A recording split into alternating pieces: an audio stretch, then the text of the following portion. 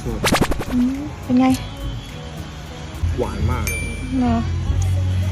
ลองหอยสิ หวานมากเลย เหรอโหขึ้นจากทะเลเมื่อกี้เลย เรือปลา อันนี้ปลาแดง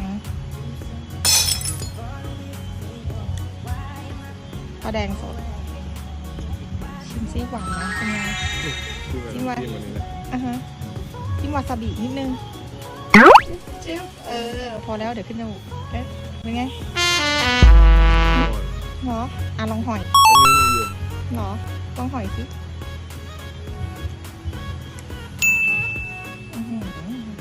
จิ้ม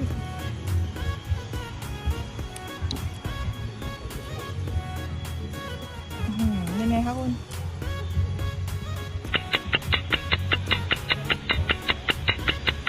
กรุบกรุบ หรอหวานไหม หวาน โอเคอีกชิ้นหนึ่งนะคุณก็ชอบอันนี้ ลองชิมนะ เย็นมาก เป็นไงคุณอันนี้เขาขึ้นชื่อเลยนะปลาหมึกซาชิมิโอเค close